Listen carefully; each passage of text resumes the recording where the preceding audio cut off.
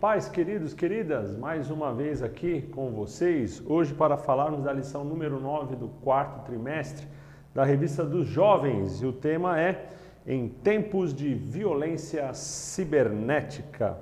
O texto do dia, que eu acho um texto até interessante para começar a abrir essa aula com vocês, diz assim: um divertimento é para o tolo praticar a iniquidade, para o homem inteligente o mesmo é ser sábio. Então, quem pratica a iniquidade e acha que é divertido fazer isso, na verdade é um tolo. Aquele que é sábio entende que, na verdade, ser sábio, para o inteligente, ser sábio é que é, na verdade, o verdadeiro divertimento. E o texto base, o texto bíblico, está lá em Romanos, capítulo 10, do versículo 11 ao 14.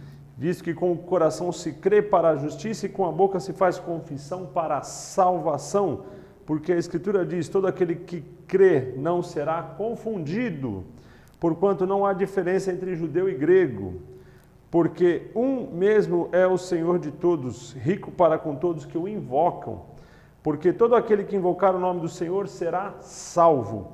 Como, pois, invocarão aquele em que não creram? E como crerão naquele de que não ouviram? E como ouvirão se não há quem pregue? Então nós estamos aqui com esse objetivo, pregar a palavra para que as pessoas creiam e sejam alcançadas e transformadas por ela. Essa lição fala sobre a violência cibernética. A lição anterior falava sobre a violência urbana, a realidade que nós vemos hoje. Qual que é a diferença básica? A violência virtual é aquela agressão silenciosa, não é aquela agressão de vias de fato, em que alguém chega para te fazer um mal, alguém te ofende, alguém põe um dedo na sua cara, te agride, te assalta, não. É uma violência diferente da violência urbana. E por ser silenciosa, às vezes as pessoas não conseguem perceber qual é a intensidade da gravidade dessa violência. Quando alguém cai, se machuca, enfim, você vê fisicamente, a consequência está lá. Mas essa violência aqui, que é a violência cibernética, que é a violência da internet, do mundo digital, muitas das vezes não é percebida. Por isso, temos que prestar muita atenção. Então, essa lição ela tem 3 pontos: a violência digital na sociedade da informação, depois ela vai falar os males do bullying virtual e depois a gente vai para a lei e a punição dos crimes cibernéticos. Eu vou trazer alguns subsídios para vocês aqui, algumas dicas, como a gente costuma fazer, para cada um desses 3 pontos. Qual que é a diferença básica hoje, que está o item 1, vivendo na sociedade da informação? Então, quando a gente pega aqui os séculos passados, principalmente no século passado, a gente teve uma grande revolução, século XIX e século XX, tá? Então, mas principalmente o século XX foi o século da transição muito rápida. A gente sai de uma sociedade agrícola, passa pela sociedade industrial e chega hoje na sociedade digital ou na sociedade virtual. O mundo hoje é o mundo da sociedade da informação. Qual é a principal diferença dessas 3 sociedades? A agrícola, industrial e a sociedade da informação ou virtual. As 2 primeiras eram focais e essa última que nós estamos vivendo é uma sociedade multifocal. O que é isso? Sociedade agrícola.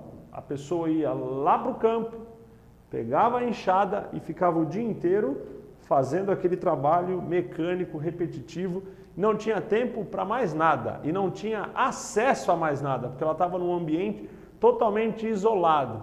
Quando a gente sai da sociedade agrícola e vem para os grandes centros, já na sociedade industrial, ela já tem acesso a outras, a outras interações sociais. Porém, o seu horário de trabalho, que preenche boa parte do seu dia, ele é realizado dentro de uma fábrica. Também é um ambiente de controle, é um ambiente focal. O funcionário está ali na empresa, ele está na parte administrativa, ou ele está lá na linha de produção, na área técnica, fazendo alguma coisa, tem um supervisor, tem alguém olhando, e ele está ali obrigado a estar fazendo aquilo que ele está fazendo.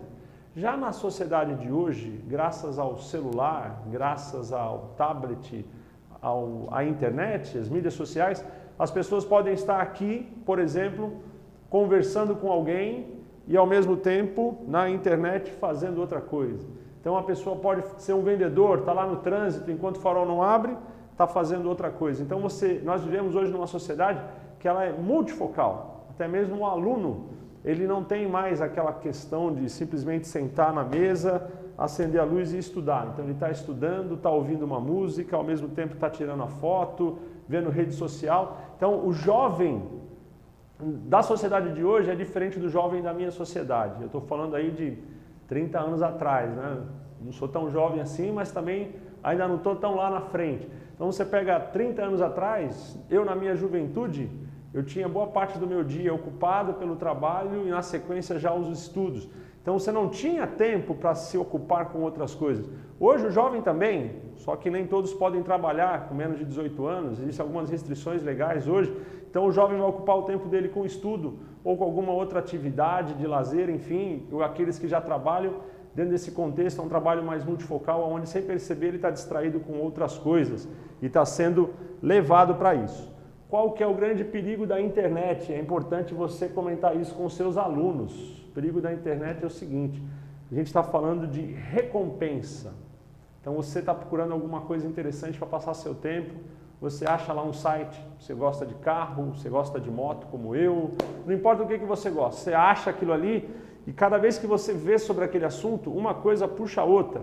Então eu, por exemplo, quando precisava pesquisar um assunto, tinha que ir na biblioteca, olha isso, pegar um ônibus, me deslocar, chegar na biblioteca, conversar com a bibliotecária, ela tinha que mostrar a área que tinha lá sobre desenho, sobre qualquer coisa do meu interesse, e eu sentava lá e ficava procurando livros. Hoje, com a internet, no YouTube, no Google, não importa onde a ferramenta que você usa, essa informação é muito rápida, cada informação nova te linka com outra informação, sem perceber a pessoa fica às vezes horas ali.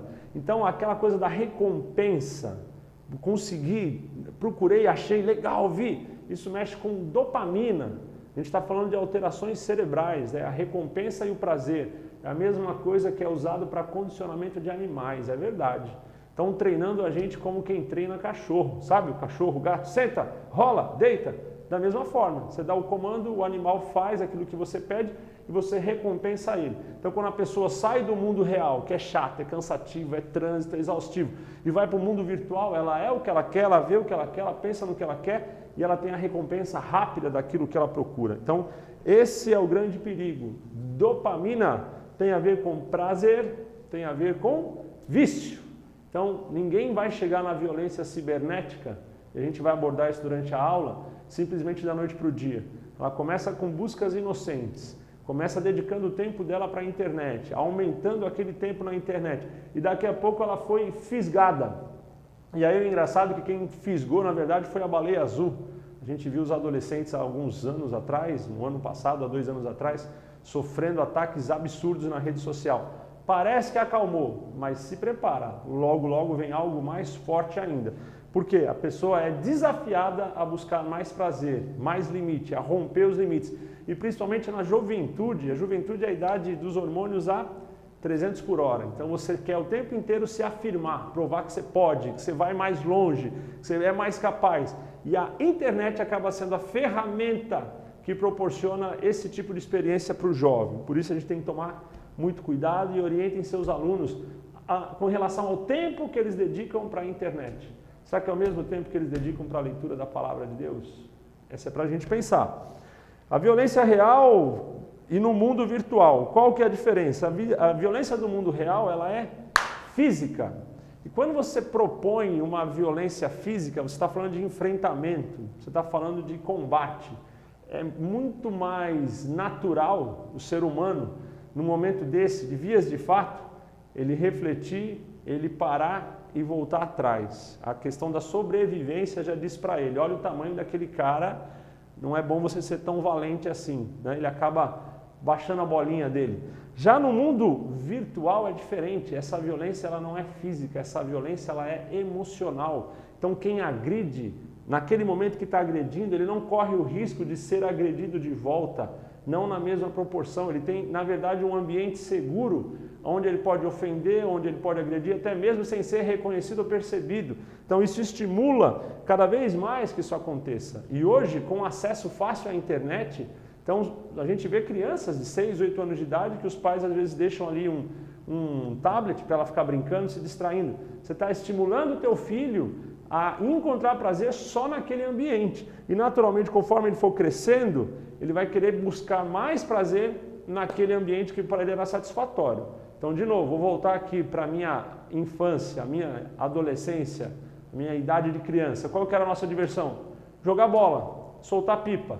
Então, a gente aprendeu a ser feliz fazendo aquilo. Então, o que a gente queria? Mais tempo jogando bola e soltando pipa. Então, quanto mais você estimula a criança naquele sentido, mais ela vai crescer e vai se tornar um jovem forte naquela área.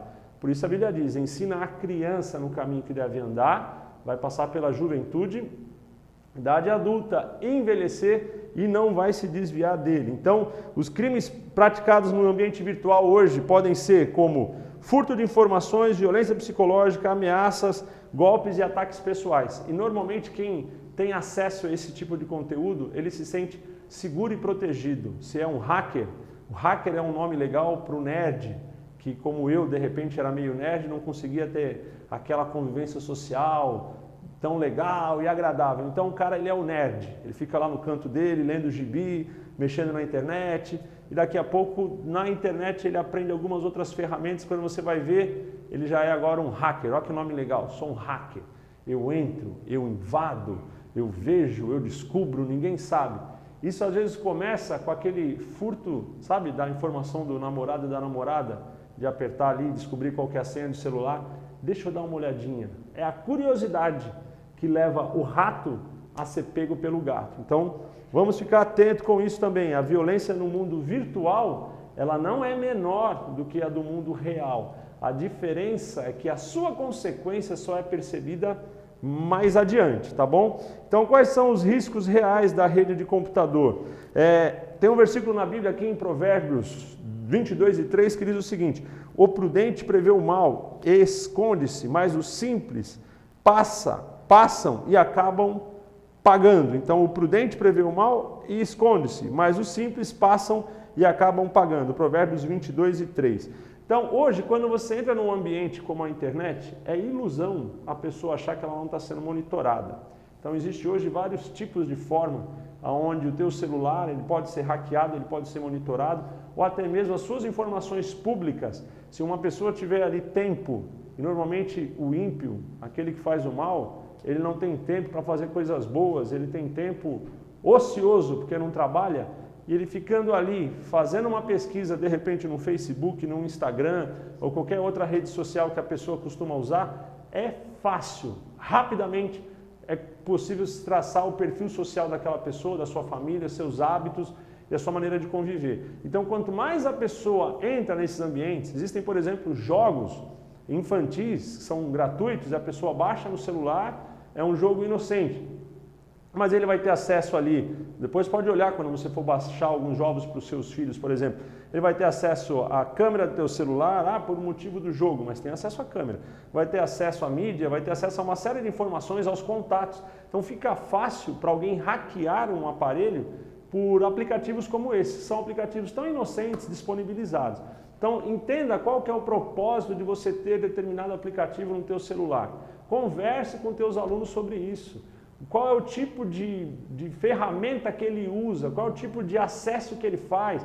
Então, muitas das vezes, determinados sites onde ele entra, sem perceber, ele está baixando ali um vírus que, no celular, pode fazer uma série de coisas, apenas, não só resgatar informações, extrair dados, mas como também prejudicar a vida pessoal daquela pessoa. Então, vamos orientar aos jovens. E aqui a gente não está falando de adolescentes, eu estou falando já de pessoas aí saindo da adolescência, entrando na juventude, 16, 15, 19, 20 anos, enfim. Pessoas que hoje têm influência, pessoas que têm um nível de contato social muito grande.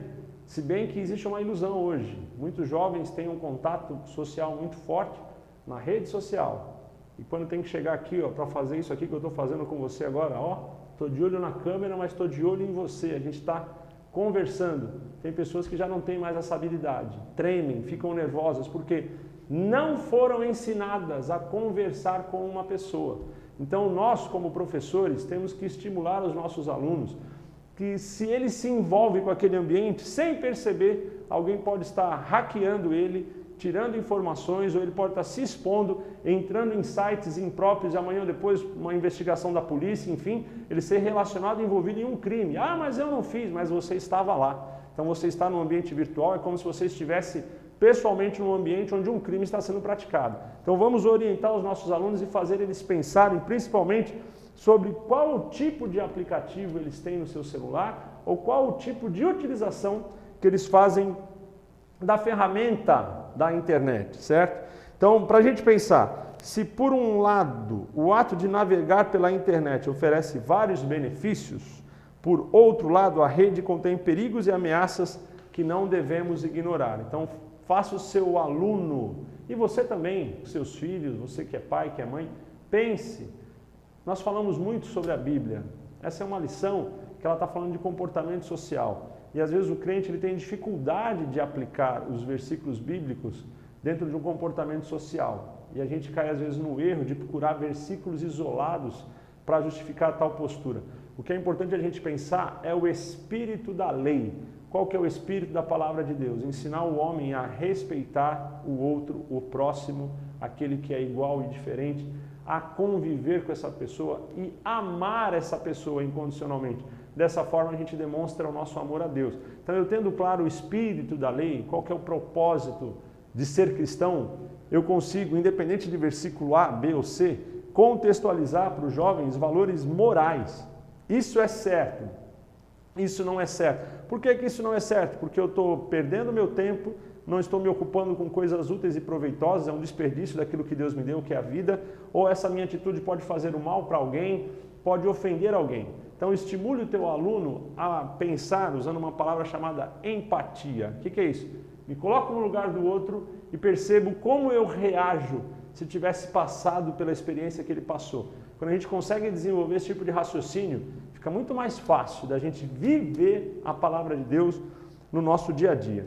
O item 2, males do bullying virtual. Palavra diferente, né? Bullying, uma palavra do inglês. Olha que interessante. No inglês, bullying quer dizer intimidação sistemática de outra pessoa por meio de insultos, humilhação, depreciação e agressão verbal, de modo a provocar constrangimento perante os outros. Definição técnica. Fica mais fácil para você falar com seus alunos? É assim, de repente uma dica. Minha família é de nordestinos, meu pai é lá do Ceará, então você que é cearense que está me vendo aí, nós somos conterrâneos, sanguineamente conterrâneos. Além de irmãos em Cristo, tem meu pezinho lá no bom Ceará. E lá no Ceará, no Nordeste, de uma forma geral, a gente teve uma influência muito grande dos americanos, por causa do forte que tivemos lá, enfim, linhas férreas. Então, algumas palavras o brasileiro usa aportuguesada sem perceber que é uma palavra de origem inglesa. Quer ver? O bullying, lá no Nordeste, você conhece a palavra bulinar. O bulinar, na verdade, ele vem do bullying. O que é bulinar? Mexer. Não bulina, não mexe, né? O bullying. Então, o bulinar é mexer com alguém. Então, simplificando, o bullying tem a ver com bulinar, mexer, provocar, tirar do sério, ir lá e desestruturar a pessoa. Então, o bullying, na minha época, de novo, de colégio, era interessante, porque tinha 13 anos, por exemplo, 14 anos, até os 18 anos de idade eu pesava 58 quilos. Então, você imagina, eu tenho 1,84 m, pesando 58 quilos. Então, não tinha nada. Se eu ficasse de lado, desaparecia. Então, imagina todo tipo de bullying, vou usar o termo aqui, que eu sofri na minha adolescência e na minha juventude. Só qual que era a diferença? Então, a gente ia para o colégio, tinha a turma do colégio. Então, eu sabia que lá no colégio, meus amigos iam mexer comigo. E aí você aprende a mexer também. Vai rir de você ri dele, está naquele contexto. Um olhando no olho do outro, você percebe quando alguém te ofendeu ou quando ele passou a linha. Peraí, não, agora eu estou magoando, pede desculpa, fica constrangido e para. Aí você vai lá pro trabalho, os amigos do trabalho, no meu caso, né? Comecei a trabalhar cedo. Então, se não é trabalho, é colégio, os amigos da rua. Então, o tipo de brincadeira que acontecia dentro de um ambiente onde as pessoas se viam e elas percebiam naquelas relações se elas estavam atravessando o farol ou não, e aquilo parava. Hoje não, com a internet, se eu pego uma foto de alguém e faço ali um dislike, como se diz, né? Ou like, eu estou aprovando um dislike, ou se eu pego aquilo ali, faço um comentário ou publico aquela imagem numa rede social, de repente, a gente pode ter 1.000, 2.000, 3.000, 4.000, 50, 100 mil acessos. Imagina, aí vou usar aquela expressão que os jovens conhecem, o tal do nudes. Manda nudes!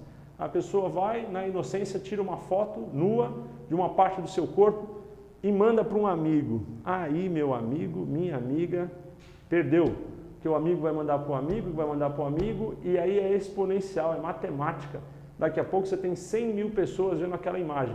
Qual que é a marca que isso vai ter na vida daquela pessoa? Pode ser uma marca irreparável. Então, o perigo do bullying virtual, e a Bíblia diz, né, lá em Tiago 3:6, que a língua é como fogo. Então ela incendeia uma floresta. Quando você faz um comentário maldoso e malicioso, aquilo se espalha numa velocidade gigantesca. Porque quando alguém fala bem de alguém, é difícil a pessoa replicar um elogio. Oh, bela camisa, hein? Nossa, que legal, que bom gosto. Você é um cara inteligente, poxa, você é bem educado. A pessoa ouve e guarda. Agora alguém vai e faz uma crítica. Ah, mas não gostei daquilo que falou, não. Pô, mas isso é postura de gente fazer. Olha, é verdade, eu também sempre desconfiei. É bem que me dizia, é. E aquilo inflama.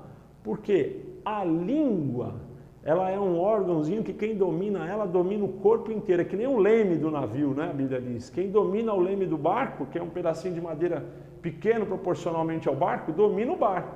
Então quem domina a língua, domina o corpo. E a língua é a ferramenta mais afiada da carne. Então, a gente tem que tomar muito cuidado e orientar os nossos alunos a não entrar nesse espírito de provocação. Então, em vez de ser da turma da risadinha, que alguém está brigando e tem a turma que está rindo, eu não vou brigar, mas também eu fico rindo da briga. Estão ofendendo? Ah, eu não vou ofender, mas eu estou rindo da ofensa. Sabe quem eu estou sendo aqui? Pôncio Pilatos. Estou lavando as mãos, não é comigo. A gente tem que ser da turma do deixa disso. Quando você vê alguém ofendendo alguém, fala, não, vamos parar, isso não é brincadeira, com esse tipo de ambiente eu não convivo, esse tipo de amigo eu não quero ter. Então oriente o teu aluno a se posicionar de uma forma dura e radical com esse tipo de situações. Porque começa com uma brincadeira sem graça, sem propósito, daqui a pouco vira um ato preconceituoso e aí a gente pode ter uma lesão emocional grave para a pessoa que está sendo ofendida. Então quando alguém normalmente ofende, quem gosta de ofender, você vai ver que rapidamente ele fecha a cara, ele se emburra e não quer mais brincar. Então não tem nem estrutura emocional para suportar uma crítica. Então se você não quer que te critiquem, para de criticar os outros. Então faça o seu aluno refletir sobre isso. De novo, a gente não está falando com adultos, a gente está falando com jovens.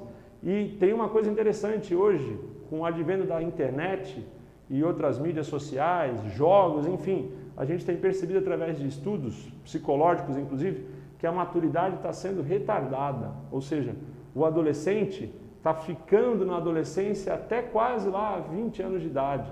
E o jovem está começando a juventude lá na frente com 25, 30 anos de idade.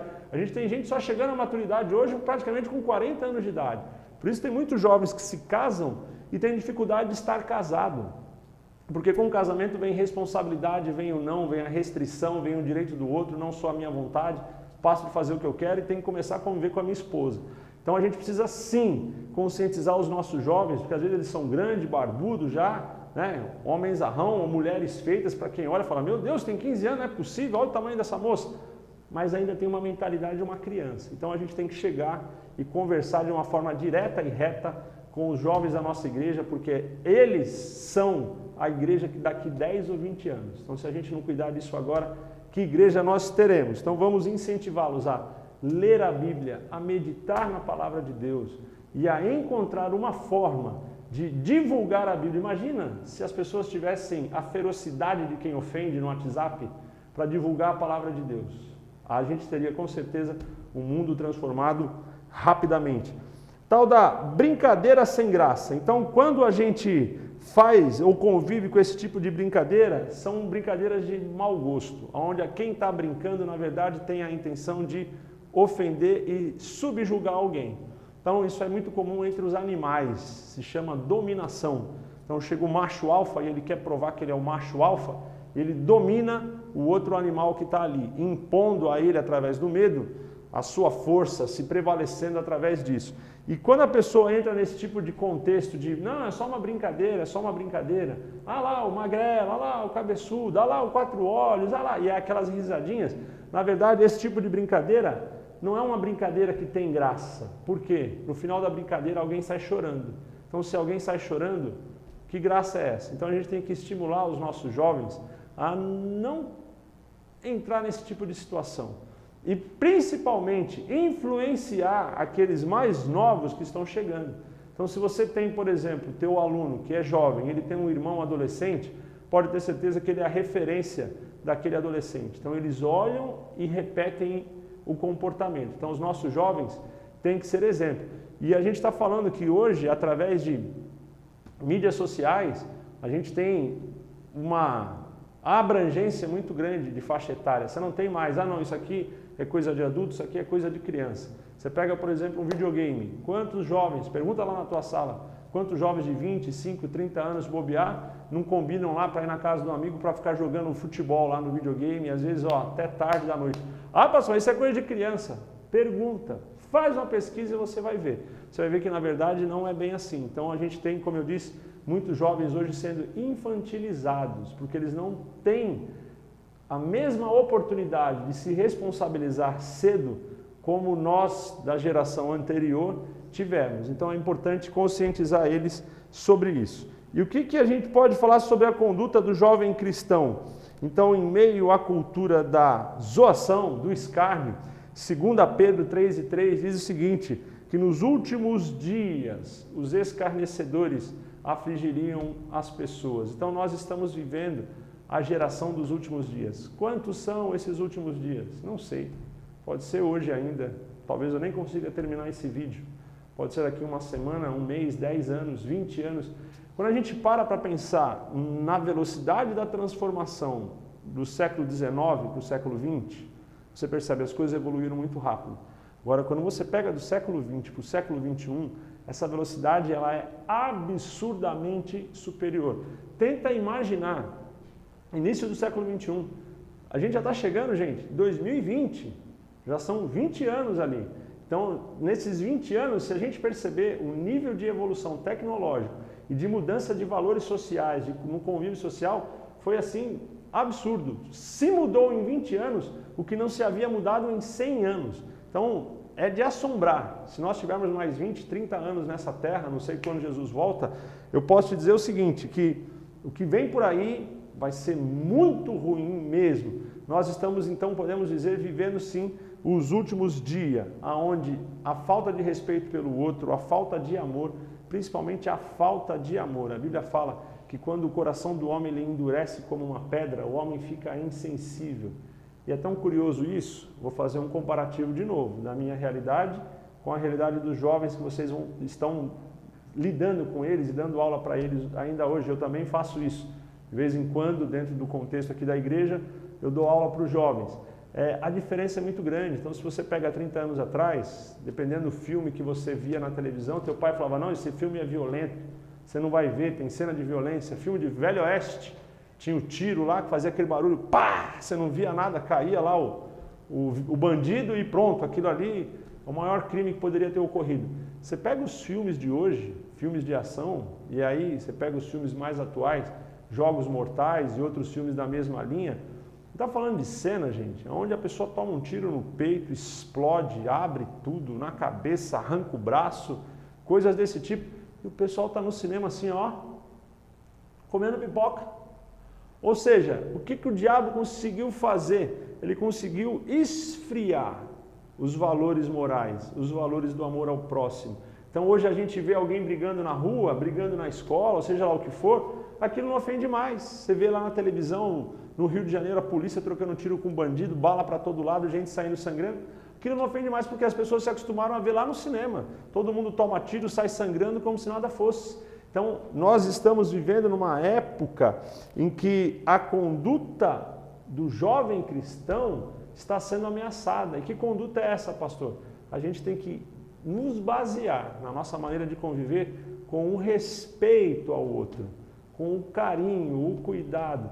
Veja que quando Cristo esteve aqui na terra, ele deu exemplo. Ele se relacionou não só com judeus, mas ele se relacionou com gregos, com todo tipo de gentil que era trazido até ele, a mulher cirofenícia, você vai ver ali com os romanos, você vai ver com o centurião, você vai ver com o gadareno, você vai ver com todo tipo de pessoas, o samaritano. Então Jesus não fazia acepção ou diferenciamento ou diferenciação na maneira de tratarem as pessoas. A gente precisa perceber que o diabo tem tentado nos dias de hoje, tem conseguido, é acabar com esse respeito, esse amor ao próximo, onde a zombaria, o escárnio é tudo um grande divertimento. Então a gente vê hoje, por exemplo, um filme que os jovens gostam de ver, são os filmes de super-heróis.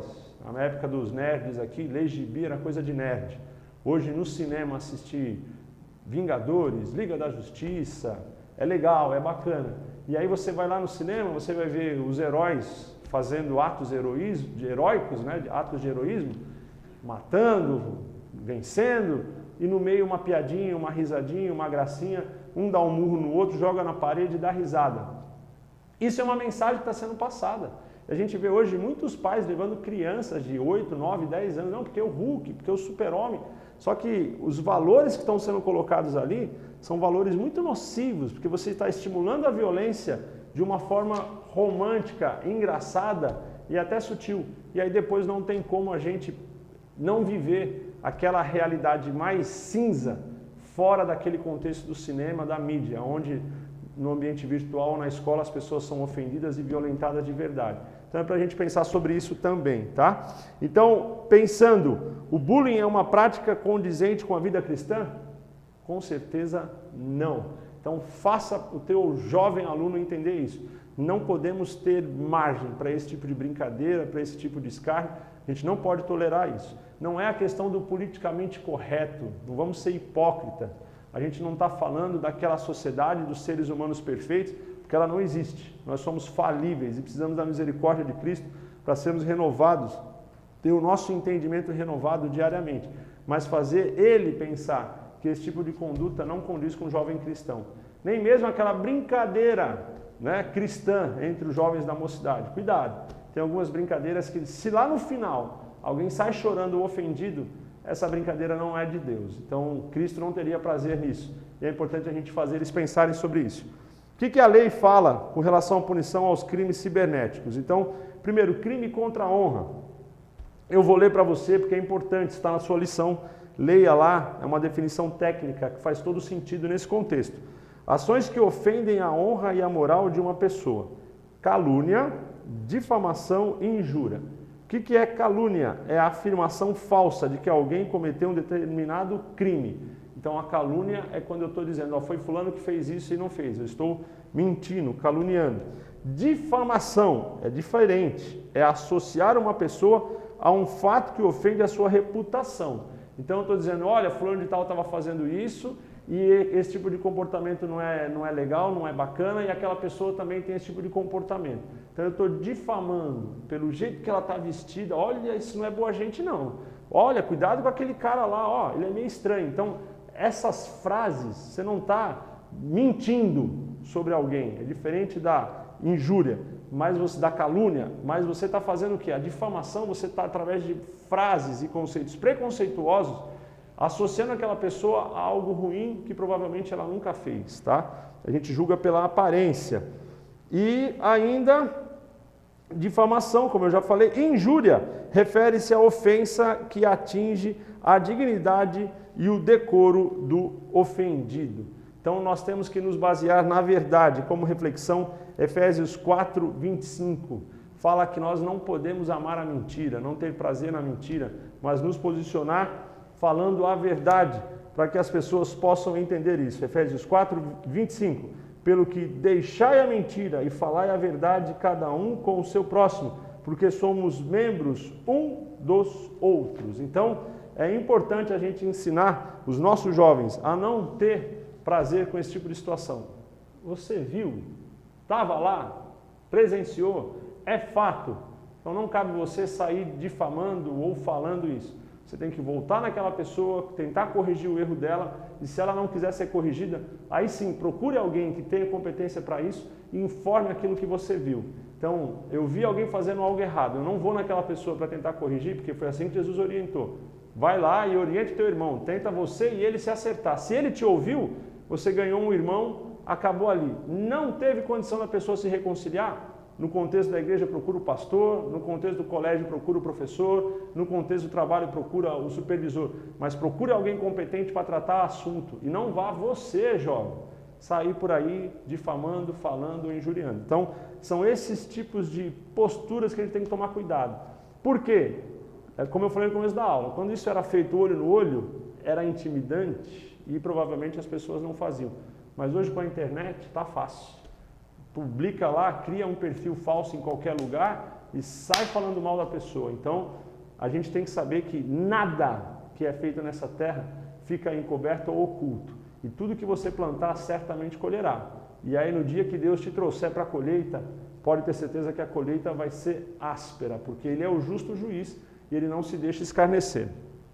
Crime de pedofilia.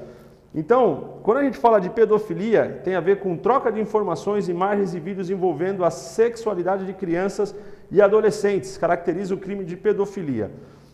A pedofilia é a irmã mais nova da pornografia. Então, o jovem, principalmente o homem, a gente não vê com tanta frequência crimes de pedofilia associados à mulher, a maioria das vezes ao homem, em virtude das suas características emocionais, mas eu não vou entrar nesse mérito. Mas começa com a pornografia, e a pornografia vai alimentando aquele desejo de prazer, de recompensa, daqui a pouco aquilo já não é suficiente, a pessoa vai procurando coisas mais pesadas e sem perceber ela está onde? Lá na pedofilia. Não, mas eu não faço, mas eu vejo. Quem vê estimula para que alguém faça, para que possa disponibilizar o conteúdo. Então, se não tem quem veja, não tem por que a pessoa filmar e disponibilizar. A pessoa que disponibiliza, ela quer ser visualizada. Quando alguém publica qualquer coisa na rede social, o que ela quer fazer depois? Vai lá para ver quantas curtidas ela teve. A mesma coisa acontece com quem divulga pornografia ou principalmente atos envolvendo a criança.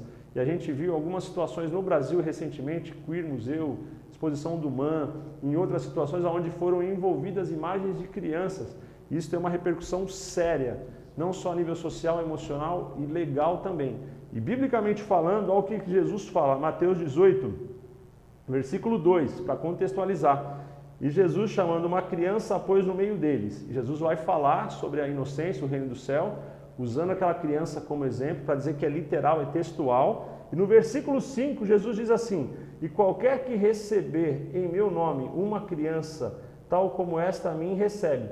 Mas a qualquer que escandalizar, versículo 6, um desses pequeninos que crê em mim, melhor lhe fora que se pendurasse ao pescoço uma mó de azenha e se submergisse na profundeza do mar. Jesus está dizendo assim, ó, textualmente, se você fizer mal a uma dessas crianças, melhor que você pegue ali uma âncora, pendure no pescoço e se jogue no mar, ou seja, morra, porque as consequências nessa terra serão pesadas. Deus não vai deixar isso passar em vão. Quem assim agir vai se encontrar com Ele como juiz. Ah, pastor, mas eu fiz na época da ignorância, me perdoa, eu me arrependo. Amém. Que bom que você perdoou, pediu perdão, está arrependido. Mas saiba que a consequência vem, é a lei da semeadura. Então, oriente os jovens, é imperdoável. Nós não podemos aceitar, porque começa com a pornografia, vem com a pedofilia, e depois dali a gente tem a destruição da família, a destruição de uma criança, a destruição de uma vida. Então esse tipo de situação não pode ser admitida ou permitida. Então oriente os seus jovens, olha, eu vou dar aquela olhadinha ali no site pornô só para ver o que tem. Então, antigamente, a pessoa precisava procurar numa banca uma revista pornográfica para talvez conseguir achar alguma coisa, se fosse menor de idade. Hoje não precisa, ele entra na internet, digita as palavras mágicas lá e aquilo que ele quer aparece sem restrição nenhuma. Então oriente os jovens a não entrar por esse caminho. Ele começa doce como mel, mas no final é amargo como fel. E crimes informáticos referem-se aos delitos, invasão de dispositivos informatizados, roubo de dados, fraudes financeiras por meios tecnológicos. Então vamos tomar cuidado. O diabo ele quer ocupar a nossa mente. Então oriente o seu aluno a tomar cuidado, a não deixar se atraído pela tentação de ir lá no celular, pegar uma foto, alguma coisa assim, ou esse tipo de coisa é algo que eu não estou fazendo mal para ninguém. Está fazendo sim, é um mal real e ele tem uma consequência muito séria. Então, cabe a nós como professores orientar os jovens, porque são eles o futuro dessa nação e da nossa igreja, a tomar cuidado com esse tipo de postura. A internet é um ambiente que traz muita informação, mas você precisa ter muito cuidado para filtrar a informação disposta ali. A maioria das vezes nós passamos tempo demais, ou as pessoas perdem tempo demais na frente de um celular vendo cultura inútil, poucas delas cultura útil, tá bom? Só para encerrar, eu quero fazer um adendo aqui, um bônus round, me permitam 2 minutos. Você vê que em algumas aulas eu venho, principalmente quando a gente grava para os jovens, eu venho com umas camisas diferentes. Eu fujo um pouco daquele padrão ali da Assembleia de Deus, né, do paletó, da gravata. Por que eu estou fazendo isso? Estou fazendo propositadamente. Quero que você pense no seguinte contexto. Quando você vai para uma praia, você vai com as roupas da praia, você está na praia. Quando você vai para o fórum, você tem que ir com as roupas adequadas ao fórum. Quando você vai no culto de domingo à noite, da mesma forma. A escola dominical, na minha humilde opinião, é um ambiente de ensino. E quanto mais alinhado você tiver com o público que está na sua frente, se é um público jovem, a maneira de você se vestir, a maneira de você falar, não falei gíria aqui, não baixei o nível, mas eu procurei falar numa linguagem que fica mais fácil para quem está te ouvindo te entender. Então a Bíblia diz que no meio dos gregos me fiz de grego para ganhar os gregos, Paulo falou.